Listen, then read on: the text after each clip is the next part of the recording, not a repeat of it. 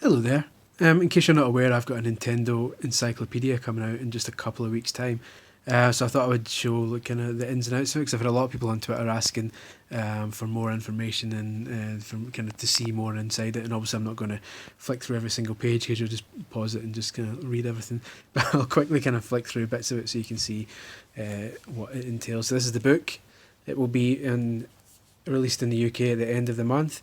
North America gets it around about June-ish, but I'll put links up to where you can pre-order it wherever you are in the world, so that's quite good. Thick book, full hardback, A4, full colour, and there's a wee blurb at the back, £30 or $40. It's currently, you can get it on Amazon for about 21 quid, so I think Barnes & Noble in the US and Indigo/Chapters in Canada are selling it for a bit cheaper as well, so you can save a wee bit of money on it.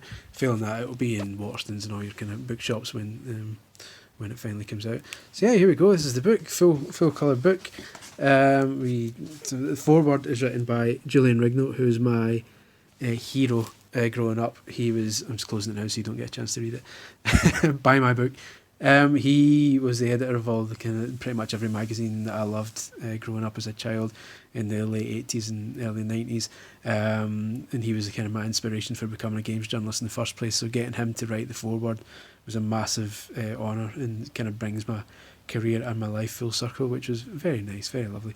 So he has a foreword in there in which he tells the story of how he first saw the Nintendo Entertainment System. So that's a cool wee story, a wee bit of inside behind the scenes info for fans of older kind of games journalism. So that's this forward. There's I'm deliberately keeping it off all the text so that you can't just freeze it.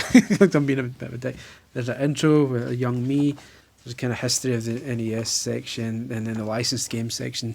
Now basically this is the main chunk of the book, is all the games that were officially licensed and released on the NES. There's 714 games here. As you can see by me flicking through it, the bigger games like Donkey Kong get a full page. The kind of iconic titles, a full page with a cover.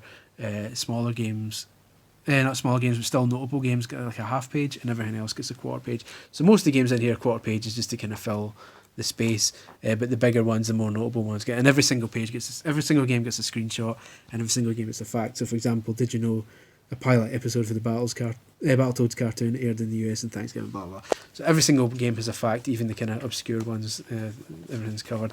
Then at the back of the book, let me just get it here.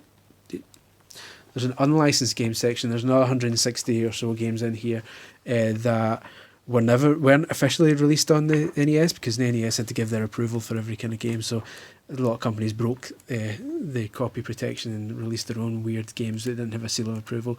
So these are your kind of Codemasters games, your Tengen games, weird kind of Hong Kong porn games like Hot Slots. But yes, it's a fun way to end the book, because this is the kind of chiller. This is the kind of mental bit at the back where it gets to the end and says, oh, by the way, here was some absolutely insane games as well that were also available on it. So the back end of the book is, plus by that point I wrote the book in the order it appears, so by that point I was going slightly mad, had already written all those pages, so by that point I was just cracking really bad jokes all over the place. So the back of the book is the kind of the fun bit, as a reward for getting through everything else essentially. So there we go, that's the book. It is out, like I say, at the end of this month in the UK. It is out in June in North America. There are sites that will do free, I think the book depository site, as in the website, not the place where JFK was allegedly shot from. They do worldwide shipping anywhere in the world, allegedly for free. So I'll put a link to that as well. So if you live in Burkina Faso and decide you want the book, then that's probably your best place to do it. We don't have a Burkina Faso marketing team yet. But yeah, there we go. There's my Pikachu slippers making a cameo there. Yeah, hopefully that is to your liking. Like I say, it's a big book. This took a long time to read. There's a long time to write. It will take a long time to read. 180,000 words roughly in total. That's more than the first two Harry Potter books. And yes, there's a lot of reading in here. A lot of games, a lot of reading. Around about 714 official games, another 160 odd unofficial games. So about 870 odd games in here. So please do buy it if it looks like your kind of thing. If it sells well enough, I've already got an agreement in principle with the publishers that if it sells well enough, we will do the Super Nintendo Encyclopedia, and if that sells well enough, we'll do a Mega Drive one. And if that sells well enough, who knows? This could end up becoming my thing. I could end up being the guy who writes the encyclopedias. So for all we know, in 10, 15, 20 years' time, you could have a bookshelf full of these books, one for every single system. So imagine having an N64 one, or a Saturn one, or a Dreamcast one, or a TurboGrafx one, even as unlikely as that sounds.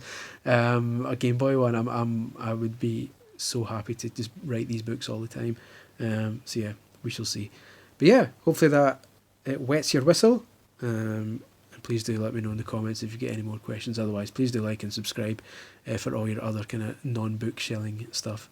Thank you very much. Bye bye.